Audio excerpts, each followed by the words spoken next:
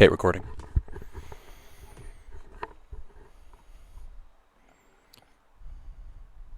Hello. I'm gonna start again.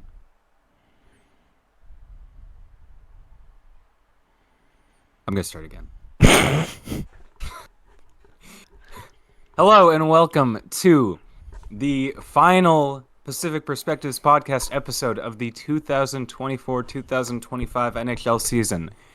Now that is due to the fact that the season is over.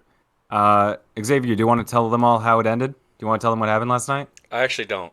So Okay, I'll tell them. So, for the second straight year in a row, the Oilers sat down and took it like good boys from the Florida Panthers. Lost in 6 this time instead of 7, so it's just getting worse, really. And yeah, 5-1 final score. Florida wins the cup, goes back-to-back, and McDavid is still cupless, and he's pushing 35. Xavier, what did you think of your team's performance in that Stanley Cup final? they were bad. I don't think you can really put it any other way, but they didn't deserve it. And I think the reactions from McDavid and Draisaitl post game were very muted. Like McDavid was kind of fighting back tears, but not in the same way last year where he was blacked out in the shade and he was because yeah, to be fair, you almost came back from 3-0 down and you legit had a chance by one goal. And I kind of mirror that. I'm already kind of over it. It hurts if you think back and look on it yeah, you could have had a cup. But it doesn't really hurt. Not the same way as last year. And it's a little weird because when we had Jared on, he was right that both teams are much better than last year. How bad was the hockey in last year's final that both teams I think got significantly better and we still end up with kind of the same result. It didn't really change. It didn't really change anything. Just both teams got a couple wins better, at least in the regular season, of course, and then on the ice, but they both cleaned up in the playoffs. They were both teams that were 8th, 9th, 10th. I think the Panthers were actually 11th in the regular season. Doesn't seem to matter. To talk about the actual flow of the series, I had a lot of hope after game one. I kind of understood that it was going to be a very close one because you don't go down like that. And the Panthers were controlling play in game one, despite I think Bobrovsky maybe loses them that game because of the Arvidsson shot, but obviously he's fine the rest of the way. So that's not something we really need to talk about much. But you win a game like game one where you come back and then you go up 3-2 in game two on home ice and then you don't close that out. That's where I kind of started to realize we're not going to win. It was right there. When we lost that game, I was like, it didn't feel like it was over, but it felt like I could see the writing on the wall, and I don't think I would favor the Oilers. I favored the series for the Oilers going into it. I think I said Oilers in 5, but I said 5 really close games, not like the Oilers are going to blow them out a ton. I can in fact confirm you said Oilers in 5, and not only did you say it then, but when Florida won Game 2, you were very confident in chat and said this was always going to be Oilers in 5. Well, you gotta stick with your prediction. You gotta stick with your prediction. Always gonna be Oilers in 5, though? It was. You could just say, Oilers in 5 is still on the table. That's all I'm saying. But you said it's still on the always table. Gonna be Oilers in 5. Still on the table is such a nice white boy saying. Well, yeah. That's an S-tier white boy saying. Now, I think the moment I realized it was definitely over was... I still had faith in Edmonton to maybe make a comeback in the series. It was only 3-2. They've done worse than that against Florida. But when Ekholm got dangled by Reinhart for the first goal of the game, I was like, yeah, this is ending tonight. Yeah. And I think... Okay. The defending of Bouchard is done by you all the time, but I'm actually going to step in here because Ekholm threw the puck at Bouchard, and Bouchard had to do everything in his power to settle it down so he couldn't fully come set to make a play before he was getting forechecked. And then after Ekholm toss the puck at Bouchard. He gets walked, and people are still blaming Bouchard for that goal when it was like very clearly on Ekholm more than it was on Bouchard. Like, am I losing my mind? The hate for Bouchard is kind of insane, and I get it. It's fun to hate on him, but like, how is Ekholm just getting off scot-free from that play? If you replace Bouchard with Nick Lidstrom, Cale Makar, Jacob Slavin there, it doesn't matter. Ekholm's still getting walked. Like, Bouchard, honestly, the only thing he did wrong there was he maybe played a little too low, and he probably should have stayed within the D zone. But I actually would also blame the forwards for blowing the zone, and that's why Bouchard moves up like that. Usually Bouchard is in Ekholm's situation, and he's the one passing the puck to Ekholm. But yeah, on that particular goal, and I'll say it again, it's the same thing with the second goal, which people are also blaming Bouchard for. Just the puck carrier's giveaway is never the one thing that's at fault. Like, that's just a really poor analysis of hockey if you genuinely believe that. A giveaway doesn't just happen. It's very rare that it just happens because someone just straight up gives it away. A giveaway happens because there's pressure. A lot of giveaways happen in this series because the Panthers put on a ton of pressure. On that particular play, they didn't actually really have that much pressure, and that was more just Ekholm being an idiot, but also the forwards blew the zone there. But yeah, the hate of Bouchard there, I mean, I feel like I actually don't really defend him a ton on this podcast. I just defend him a ton on my story. No, but on Twitter and on your story, everybody knows that you are the number one Bouchard glazer. He just had another... Forget last year where he had the best playoff run for a defenseman in probably the last...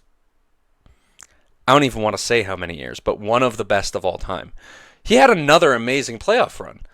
I don't think he had a, like, of all the series, I'd probably say this was his worst, but I'd say that for basically every single Oiler, besides maybe Nugent Hopkins. Really Podkolzin. And Podkolzin. Podkolzin had some bad games in there, but he also scored. I don't think so. Well, he had a bad game too, I'd say. Yeah. That was it. Yeah, I think he was a little bit sleepy, and I think it was game 5. But yeah. I had so many people saying to me today, like, oh, I feel so bad for McDavid. Look how sad McDavid is. Like, you got to feel bad for him. Obviously, I don't feel bad for McDavid at all. It made me very happy to see him lose. But the thing that made me feel sad, the only thing that made me feel sad was Vasily Podkolzin scoring a Stanley Cup Finals goal and looking like his best friend just died. It was so unbelievably heartbreaking for me to see, because I love Podkolzin. I was cheering for him all throughout the playoffs. I was happy to see him get a couple goals in the Cup Finals. One of them was a big goal. This was a garbage time goal that he looked sad for, and that was depressing. I also, of course, feel bad for Jeff Skinner. But, I mean, I'm at least happy he finally got to taste playoffs. So, like, this is the furthest he's ever come. It's good for him. Didn't really get as much of an opportunity in the playoffs as he probably should have been given. And then last guy, or I guess there are two other guys I feel bad for. There's Troy Stecher, just because BC boy, Canucks legend. He's a good guy. It would have been cool to see him get a cup. And then Stuart Skinner, I feel bad for because of the unbelievable amounts of hate he's been receiving. He gets blamed for stuff that isn't even really his fault. And I mean, I know I'm saying this to a guy who posted him as Osama bin Laden twice in a row yesterday. But the fact that he's getting death threats for his performance in goalie, and his kids are getting death threats, like, that's crazy. I feel bad for him, a lot. I'm not even too sure that the people who are doing that are genuine Oilers fans. At least I wouldn't count them among Oilers fans. Even, like, real hockey fans. Nobody does that. Like, nobody with a heart does that. Like, that's just dumb. Like, okay, I'm saying this as a guy who posted him photoshopped on a picture of Osama bin Laden. But I would if I saw him to my face, it's not like I'm spitting on him and slapping on him. I would never say any... Like, I honestly hate Skinner. I hope he never plays a single game in the Oilers net ever again. But it's not that serious. It's never that serious. Like, you don't... Oh yeah, you just hate him. It's a meme page. Like, I'm not gonna be like, yeah, everyone send the army to his wife's DMs, and everyone, like, You know what I mean? Like that is insane that anyone would do that. Okay, even if he let in if it was a 3-3 game 7 overtime winner and it has the Mike Smith moment where he has his arms in the air and the puck floats in from the like half court. Even if that happens, why are you sending a guy on a sports ball team death threats and his kids and his wife? Like that's you. Well, You just don't do that. Some people are not very well adjusted, and it happens quite a lot with Oilers fans. I mean, I'm sure that there are people in the Oilers fan base that you see that annoy you, but for me as a Canucks fan, of course, I get a ton of those people, so it's not exactly shocking to me that fan base would be like that. I just find it funny when they're talking to me, though. They just call me gay and stuff, and I mean, come on. It's a little. That's all. That's all you can get. I definitely get worse than that. I mean, not anything too bad. I feel like it's too. I just am rage baiting. So if I get anything bad, I brush it off as like, oh, I did my job. That's good. No, honestly, at this point, if I get any like straight up just hate, which is like 80% of my DMs at this point, you should have seen. I had to delete probably 200 hidden replies, like request replies. Not even just requests, just like hidden people that their message got deleted by Instagram and I had to accept it. All the messages were your boy Bouchard, look at him right there. And it's not even like haha Bouchard did this. It's Bouchard did this and you should die. And you should be like buried in the ground and I hate you and I despise you.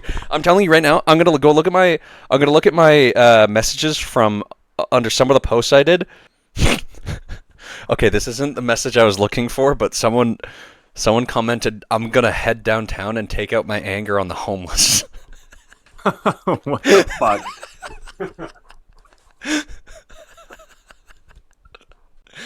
Jesus. Yeah. I mean, it was a party for Vancouver yesterday. Did you see that during second intermission of the Abbotsford game after the Oilers had lost, they played La Bamba? Yeah. That's some shit eating. That's negative. That's really bad. Yeah, well, you'd think that would give them bad karma. And then they won. The third period. They went into the third period tied 1-1. Not only did they win the game, they scored 5 unanswered in the third. After doing that, they should have played Pink Pony Club because La Bamba's kind of tied to Joey Moss and Ben. I understand not everyone knows the lore, but it's kind of in poor taste. They're definitely not meaning to be disrespectful to those. Yeah, I'm not going to assume. Yeah. And if they were, I'm assuming that karma would have gone them and the Canucks would have lost. I mean, Charlotte's a great team, so that's my shout. Your Abbotsford Canucks plug. Yeah, all of the comments I looked at all had slurs in them, and I want this podcast to stay up. But yeah, you understand. You understand. Just look at my comments. Where were we going from there? I completely forgot. I don't know. I mean, we're just talking about how crazy the Oilers fans are. Yeah. So we'll talk about the. Oh, wait! Before we move on, real quick, there was one comment that I have no idea what is happening in it, but I laughed kind of hard at it. It was on this Oilers lose post, the one that I stole from you when you did the Canucks lose post. Oh yes. With like the MGMT, and someone commented, "Y'all have fun fighting for Israel. For real, I pray for y'all." What? I don't know. What does that mean? I don't know. You know, on all those Oilers lose posts last year, it kind of made me upset to be like, oh yeah, this was McDavid's last chance, and he's never. And they immediately go back. It'll happen again. Now I look at them and I just laugh because they all have the wrong solution.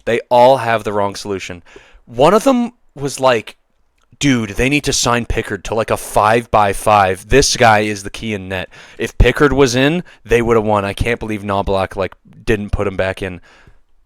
He let in 4 goals on 19 shots in Game 5. It wasn't his fault, but dude, the issue is that Pickard we have a good defensive system. We make Pickard look like a decent goalie. He's an AHL goalie. Like, just straight up, he is. He's a great guy in the room. He seems like a really great human. But Skinner is so bad that an AHL goalie coming in and looking decent, like looking average, is so good to Oilers fans that's the answer. No, not even close. Not even close. But anyways, as the series goes on, Florida dummies in Game 3. I think that was maybe a scripted loss just for the series. Game 4, Oilers come back from 3-0 down, and I was really excited, but even then, and especially in hindsight, it had kind of felt like the Oilers spent all their energy. Like they had gone all in. That was their play. And they physically didn't have the energy after that. I don't necessarily know. I really don't think that the Panthers were that physical this series.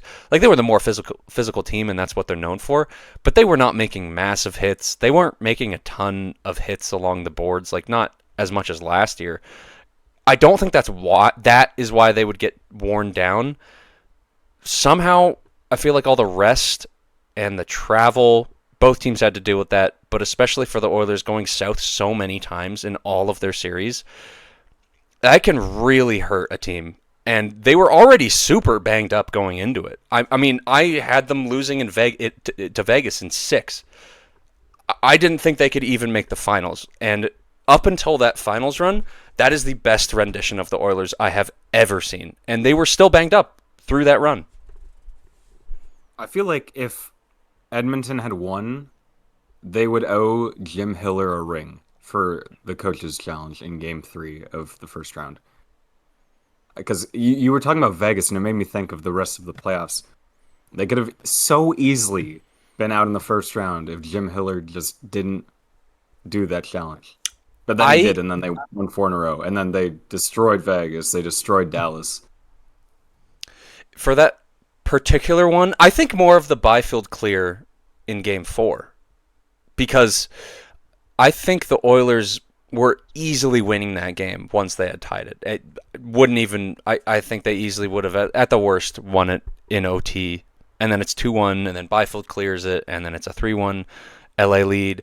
The Oilers won 4 straight games there, and pretty decisively. I feel like, especially in Game 5, my goodness, I feel like even if they went down 3-0, the Oilers were winning that series. It's when you have a healthy enough McDavid and Draisaitl with energy after they had basically taken 2 weeks off at the end of the regular season. That is kind of the reason why I think they were so easily able to get past the Kings and Vegas and Dallas before they hit the Panthers, because those guys were rested. It was really the depth guys that were more banged up. I think McDavid and Draisaitl in this particular series, I don't think they were really that hurt. They just kind of got shut down by a really good Florida system. But yeah, after Game 4, after that comeback, I don't think it was like they were emotionally spent, but physically, just the Panthers would have more, and especially because they leaned so heavily on McDavid and Draisaitl in that OT.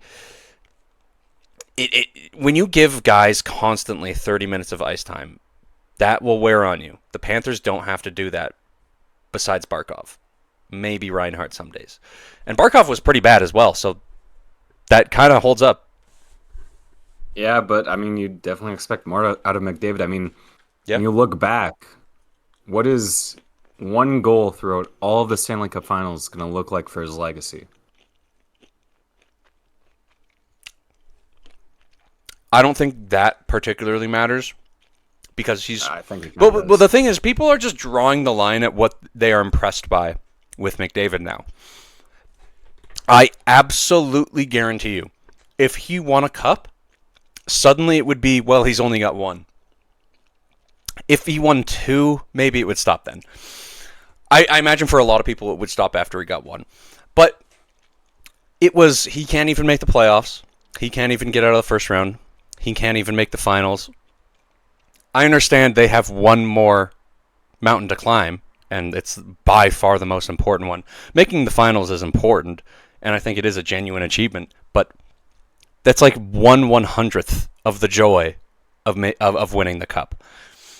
So I don't think it even compares. But as a personal legacy, I still think the cup thing is stupid. McDavid's already probably the best player of all time for me, especially because of his playoff stats. You could argue top 5, but there's some people that after the Oilers lose, like immediately, the top comment I saw, I think it was on like Hockey Analysis. No, not Hockey Analysis. I think it was on Puck Empire. It was never compare McDavid to Crosby again. Like, what? That has nothing to... Win or lose has nothing to do with McDavid's legacy. I honestly do not buy into that whatsoever. For casuals and like the mass public, absolutely. But to Oilers fans and anyone that knows ball, it doesn't matter. It's not going to change how good he was, but it's definitely going to change his legacy, how good of a career he was. Because even though a Stanley Cup is definitely a team achievement, there's still some sort of individual legacy that goes into that. I think he needs the Stanley Cup. I'm not shifting my goalposts at all. You said that, people are always shifting what they're impressed by from McDavid. I'm not shifting them. He needs to win a cup. I don't care if it's a team achievement. He's the leader of the team. He's the best player in hockey. He has to win a cup to cement his legacy. But here's the thing. If he gets to 39 and he doesn't have a cup, and let's just pretend he stays with the Oilers that entire time, and they go to the finals a few more times, whatever, but they never win a cup, and then he finally wins when he's like Evgeny Malkin level at 42. How does that suddenly cement his legacy? He probably wasn't a significant part in that if he's 42. He better win one soon then. True. I personally, even by the time we were finally breaking through at 2022 as like a good team, McDavid's career was already a massive failure on the winning side. Even by like 2020, they had a winning team in 2017. They had all the assets you could want in 2015, right at the draft. 2016, there was like 2 good moves every other year between 2015 and 2022. Personal legacy, it would more be the legacy of the management and this ownership group than the actual legacy of McDavid. And again, I don't think he's ever going to leave the Oilers, but if he eventually just wins a cup when he's like 50 years old, that's just stupid. That's just stupid. Well, the thing you're talking about, there's a very clearly comparison to make here, which I think most people listening would have probably clued in on, which is Raymond Bourque. I mean, you think of Ray Bourque's career, it was a great career. He had a fantastic career, long career.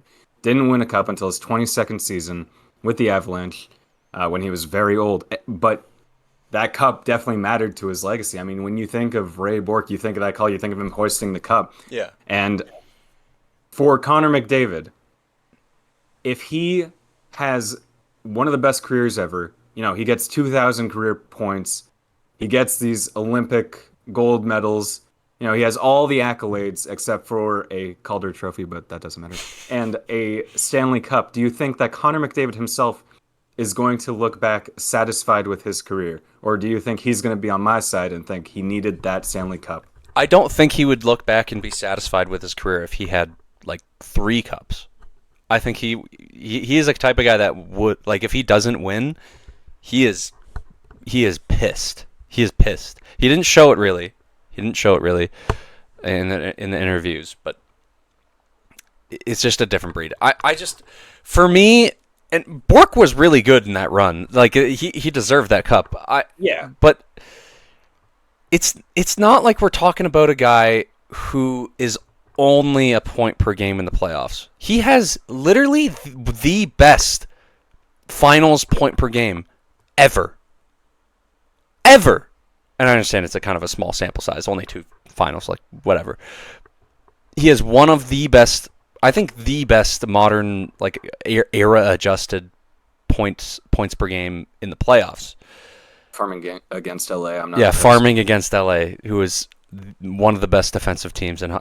Third string. Side note: the Kings get hyped up as like one of the best defensive teams ever, and then McDavid puts up a tenner on them, and suddenly they're just trash. Like their trash reputation to everyone else when they have to trash talk the Oilers. We're like, oh, they got these.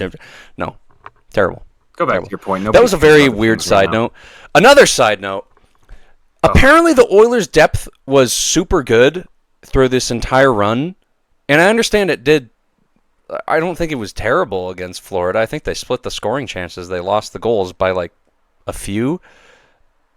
Suddenly, you have to remake the bottom six. Suddenly, the bottom six was always terrible. It was always there was always problems.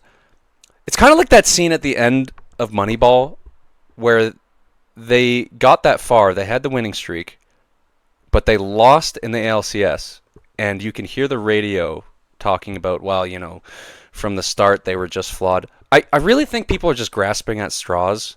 These were two really good teams who duked it out.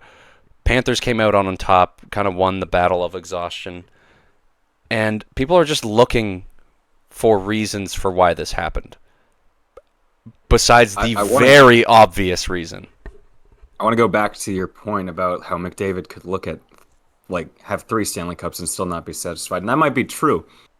The difference between 0 and 1 is a lot more than the difference between 1 and 3. Oh, absolutely. And I think if he gets that 1 cup, he can at least look back on his career and say he accomplished everything that he could have possibly accomplished except for the Calder Trophy. Okay, shut up. I don't even think you're wrong.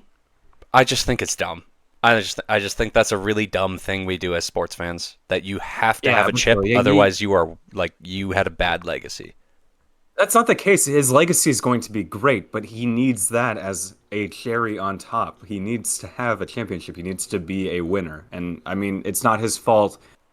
Well, it's not really his fault that he lost. I mean, he did put up 0 points in Game 6 and 7 last year, and he did put up 0 points in Game 6 this year, but he still had a great run. It's not really his fault. His legacy is going to be great, but he needs that Stanley Cup. And you know, if he doesn't get that Stanley Cup, people will be just making fun of him forever. Oh, yeah. For eternity, for not ever having won a Stanley Cup. They would. He needs it. They would. He needs it.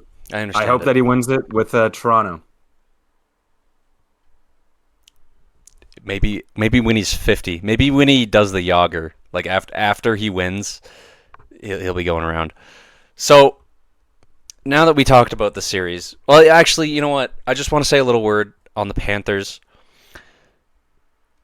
That's a great team. We had the talk in the chat yesterday about who's going to replicate the Panther style of hockey and do it terribly. I don't know if anyone can. I don't think anyone in history will be able to. It's just such a unique combination of players. And the style they all buy into, the room loves each other. I think that's number one, is everyone in the room has to not get along, but mesh in a certain way, like a family. Like they all care about each other. You're not always going to love each other, and you're not always going to be cracking jokes all the time, and it's always going to be, rainbows and butterflies, but you're a family and you stick together. I think that's number one. Most locker rooms can't say that.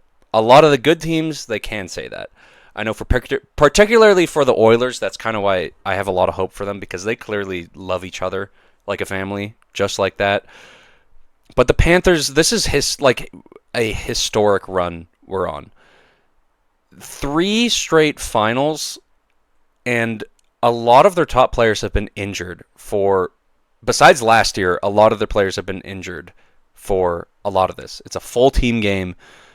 Every single time the other team dumps it in, every time they dump it in, you just know what to expect. They're so consistent. Their goalie is a little... Bobrovsky has his bad moments, but he usually shuts it down. I think that's the main key to their success, is they have a guy back there that can get it done whenever they need it to happen. Like, he's been so reliable in these elimination games, potential elimination games. I really respect the style of hockey that they play. I do. I actually kind of thought that Bobrovsky was going to have a good game yesterday, because I graduated and my graduation number was 72, and I thought it was like an omen And it was. He almost got that shutout. I mean, I jinxed the shutout. I said the words, which I'm fine with because I wanted to see. I'm happy to Yeah. see Podkolzin score, but obviously Bobrovsky was Yeah. locked in yesterday, completely shut down. So I mean, yeah, I think Ron McLean said that was the Panthers' best game of the series. Absolutely not. That was easily game 3 for the Panthers. I actually thought the Panthers were kind of bad in the first half of that game. Like the Oilers probably should have been up or at least tied 2-2.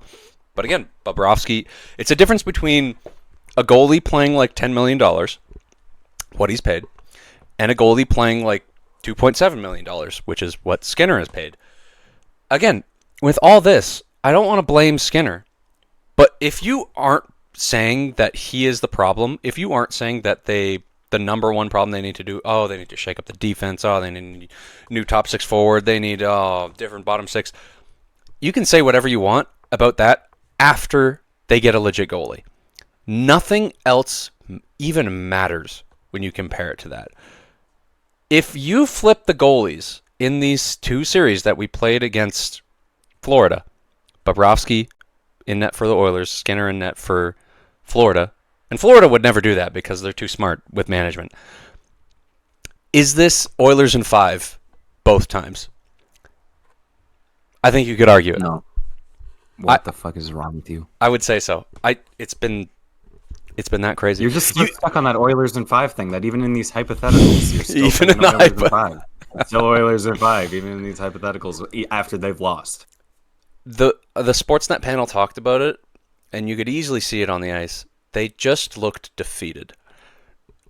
I think a lot of that was the Panthers' suffocating style of hockey. Like, genuinely, they didn't really start skating until the 2nd game and the 6th game, and I thought they did get it in very well, and they got some great entries, and I don't know why they would ever stop doing that, because it was getting them good looks, even though in game 6 it didn't really go in.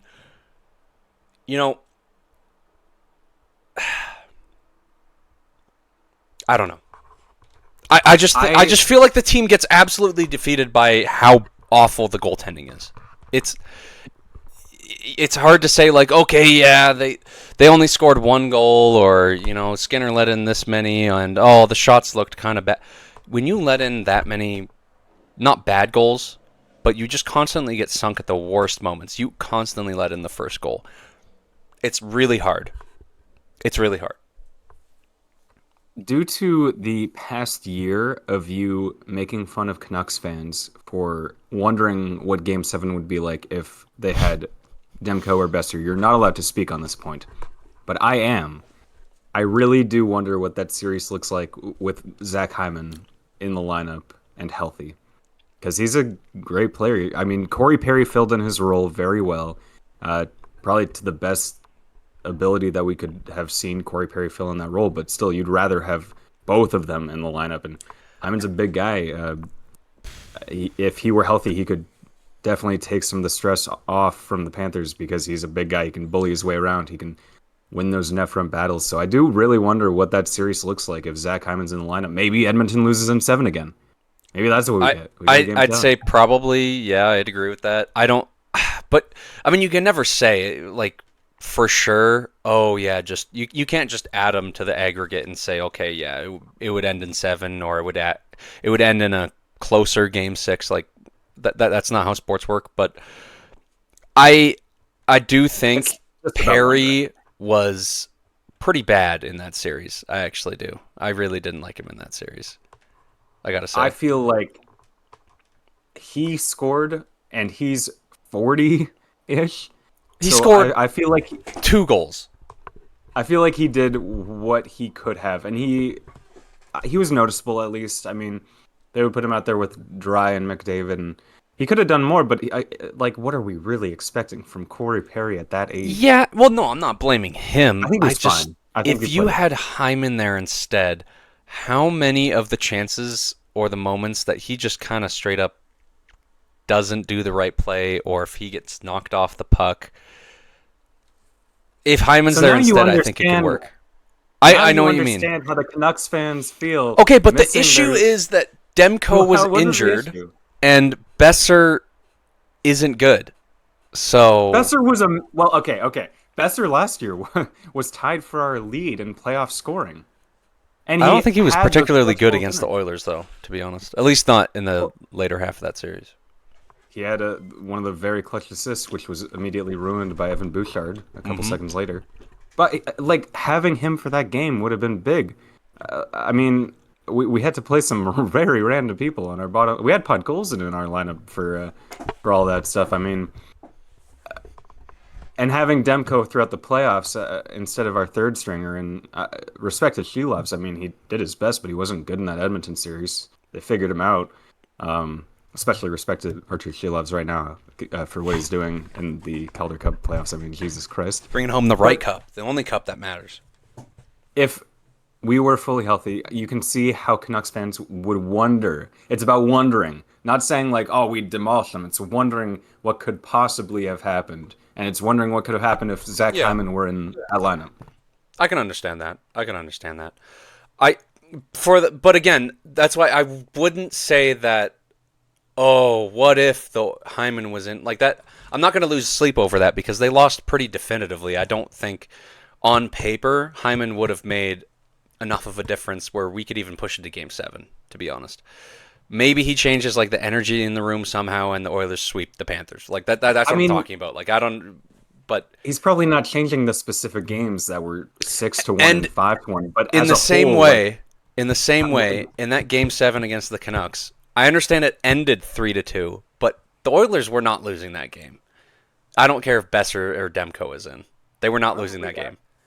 we can't know. I mean, with Hyman, like if he had been playing the whole series, the entire series looks different. None of the scores are the same. Maybe it's for the better because we got some pretty electric games 1 and 2, and game 4.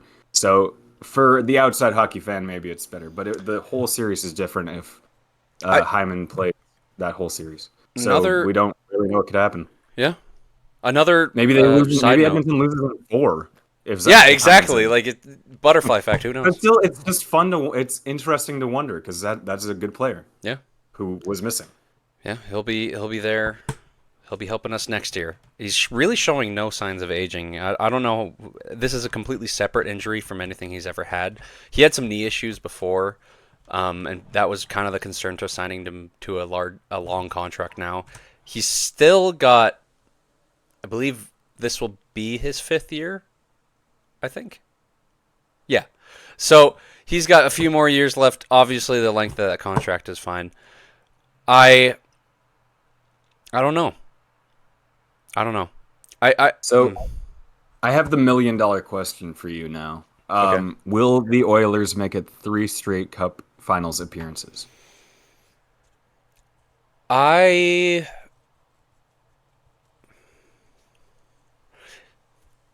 they're not making it back to the finals with this roster again. And if Well, they go back to this season with this roster, meaning mostly this goalie, particularly the goalies, yeah. then I think that's finally when the Kings will break through and they will It always comes beat the back to the Oilers. Kings. I can guarantee you the Panthers will be there.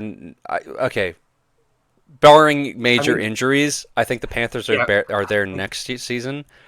And Looking at the East, like it's just all falling apart for every there's team there. It seems. literally nobody. There's Yeah. absolutely nobody. It's I it's mean, kind the of West has insane some good ones. actually. I don't think there's been anything like this in at least the last 10 years, right? Yeah. The West has, I think, 4 teams who can be real contenders for that Cup final spot. Edmonton, Vegas, Dallas, and Colorado. Winnipeg, I think, is going to step back this year, especially if they lose Ehlers too. But Dallas is going to there's some step back. competition in the West. Pardon? Dallas is going to step back. I actually think most of the teams in the West are going to get worse, except for the Oilers. Wait. The Canucks cannot get worse. We cannot get worse. It can't get any worse than it was. That's true. I think the Canucks make it So next year. I hope they do. I have. It really depends on what we do in the summer, but I don't know if we would have the ability to make a Cup Finals run with the little experience we have, and there are going to be holes in our roster, specifically in our top 6. But I think with how weak the West is looking, I have faith that the Canucks can go back to being a competitive team, especially if Quinn Hughes plays the entire season healthy. I mean, our defense looks so good. If our goalies are healthy, I mean, Lankinen's at least going to be healthy. I don't know. We might have to make a trade there too because we got three guys. Um, Forward group, the depth is good. It's really we have to add on the top six, and we have $12 million. We have our defense is set, our goalies are set, unless we trade one. Our depth is set. We just need to add some good, solid top six forwards. Maybe make a trade for Rossi. I really want Rossi. I think actually, and this could be exciting for us. I think the Canucks and the Oilers will be probably one of, or actually the most active teams in the summer for signings and trades, particularly the Oilers. I think they've basically got 3 trades already penciled in. I think Kane is gone. I think Arvidsson is gone. I think Kulak is gone. All 3 of those guys, one year remaining on their contract. I think all 3 together would clear about 11. Good players. Good players. I'd say all are worth their contract. Arvidsson particularly hasn't been much of a fit. But they'll be making some interesting moves. You know, that is a good point that we bring it up. The Oilers, the way they've just manhandled the Stars in closing games the last 2 years, I don't know if anyone is even particularly close to the Oilers and Panthers. And we saw Looking how back in the playoffs, it really didn't seem like anybody else besides these two could have possibly made it this far. Yeah. I mean, I had Avs, Tampa, and both out in the first round. I had Vegas, Carolina. That doesn't look very good either. But like looking back, like how could we? I mean, I know how we could not have thought that. But next year, I'm not falling for it. I'm having Edmonton, Florida as the Cup Finals. Because they're too powerful. I think it's probably going to be the same thing as people were thinking this at the start of this playoffs. I think it's probably going to be Avs, Tampa, Oilers, Panthers, and I don't think there's anyone else that's even relatively close. And there is a significant gap between those 2 teams and the current finalists. Well, you said your team's cap dump possibilities, and the Canucks have definitely less candidates for that. But I would say one of the goalies is an obvious one, and if I'm picking Lankinen because that contract looked so bad when it was signed. I know. But when has just signing someone ever stopped the Canucks from trading them immediately? One of the goalies I think should go, and I don't want it to be Shelovs. I want it to be either Lankinen or Demko. If it has to be Demko, it has to be Demko. You picked Demko over Shelovs. Demko's just so injured and older, and like we've seen what Shelovs can do at his best. I don't know if Demko would re-sign here either. I think if you're looking towards the future, Demko is not really the future in goal for the Canucks. And obviously there's some recency bias with what Shelovs has been doing in the Calder Cup playoffs, but he has had some good times at the NHL level. Terrible this past season in that first stint. His second stint, he did a lot better. I think you prioritize him. He's cheaper in the short run. Gives you more flexibility if you keep Shelovs. But if you can get someone if you can use him in like a Rossi deal, maybe that's the move. Fire. I don't know.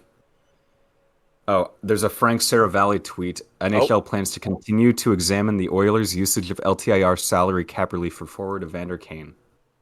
What? I don't know. What?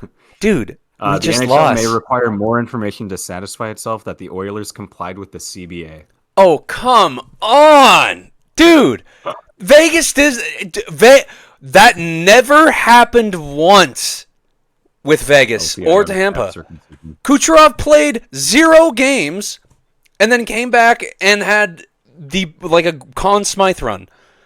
They didn't get investigated. That's actually just dumb. That's stupid. Anyway, beyond the goalies, the only other really... They're going to get fined a first-round pick. Hopefully. The only other candidate I can see is Teddy Bluger. Bluger was great for a PK, for a trade? But yeah. Really? He has 1 year left on his contract. He was great on the PK, but his even strength analytics were terrible.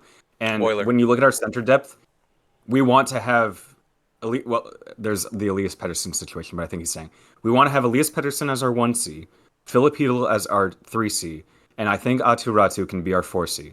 Teddy Bluger cannot be our 2C.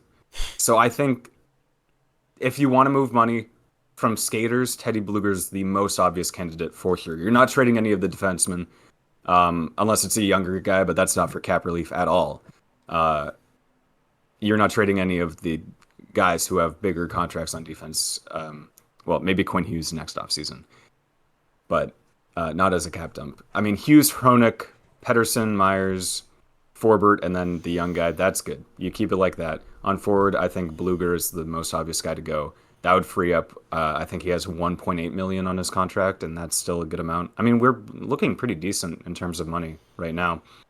We actually have one of the least amount of money, the smallest amount of money remaining out of the teams, but we have pretty much all of our slots filled, and the only free agent that we really need to sign is Atu Ratu, who's going to get like, what, 1 million? Suter's gone, Besser's gone. We just have to fill a couple of holes. So I think it could look okay if they play their cards right. You talking about what the Canucks should do this offseason has me just thinking about how simple it is, or how simple it would be for the Oilers to fix their problems. It's not all of their problems. And again, you can say top six, maybe you need one more top six forward in there. That would have been Hyman. No doubt they were missing that. Bottom six could have been better. Oh, move Kane or move Bouchard. Defense could have been better. We're talking about how the Titanic could have had like better supports and more lifeboats, ignoring the fact that it hit an iceberg. Like, get a goaltender. Yeah. It's seriously that simple. You can't talk about anything else. Who could you get as a goaltender? Like, the Blues won't be trading Binnington now that they're a serious team. Because they have Hofer. Good. They do have Hofer, but like, I don't think they go for that. I think I wouldn't trade Binnington. No. So who do you like? I don't know if Columbus is going to trade Merzlikins at this point. I don't even know if you want Merzlikins. I don't know if I. So who do you even get? Like, Swayman is my target for sure. Yeah, but why would Boston trade Swayman? Because he's a young guy who could fit their timeline. I don't know if they'd trade him at the draft. I think that would be more halfway through the season. They start 5-16, and then they're like, okay, maybe we should actually commit to a rebuild. Then everybody's gone except for Pasta, maybe even including Pasta. Swayman wouldn't really fit the timeline of a full teardown. Of a retool, sure, he'd be like 29, 30 when it ended, and that can get you a cup at that point. What if the Islanders rebuild? What if Sorokin is available? That's a big contract to pay.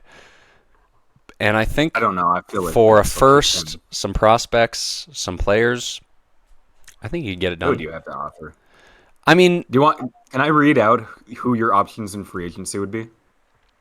Jake Allen, I'm pretty sure, is the best option. And I don't want to go to the free agent market for goalie. That literally never works out unless your name is Sergei Bobrovsky. Let me just go through it real quick though. There's Cal Peterson at the top of the list. Nice. Robin Leonard, don't think he's coming. Ville Husso, I don't know if that's no. I don't know if that's an improvement. There's Jake Allen, who's really more of a backup. I'll take him as backup. Could be the move. Alex Georgiev. He might be the guy. I'm gonna pass. Vitek Vanacek. Nope. You know, he just beat you. If you can't beat him, make him join you. Anton Forsberg, Dan Vladar, Ilya Samsonov, David Riddick, Capo Kakinen, James Reimer. I think, if not Allen, I think the best option is Alex Lyon. There's some genuinely interesting kind of 1B breakout candidates to maybe be a tandem goalie there. I think it could be good. Hey, Jack Campbell's a free agent. Oh, hey, that guy sucked. And he was a free agent goalie, too. We got him 5v5. We're paying him one more million till like 2028. That's great. Awesome. You have to go to the trade market for a goalie. And if they can have Skinner next year, but he has to be the backup. He has not even the tandem. He has to be the backup. I think he'd be solid as a backup. He's clearly not cut out for a starter. I think he's had enough chances.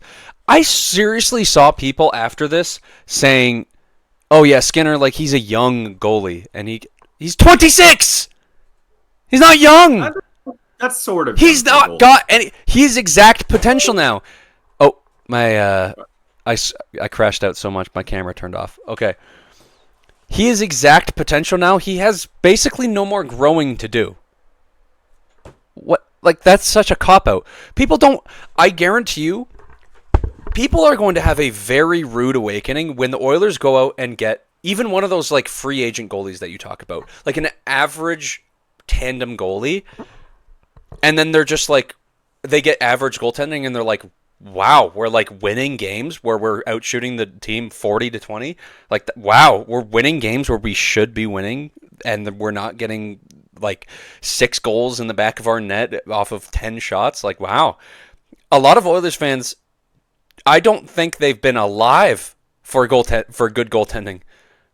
Besides 2017, 2016, 2015, Cam Talbot. And actually, you know what? 2021, Mike Smith. We haven't had a good goalie. Like, ever. Ever. And it's insane. Moog.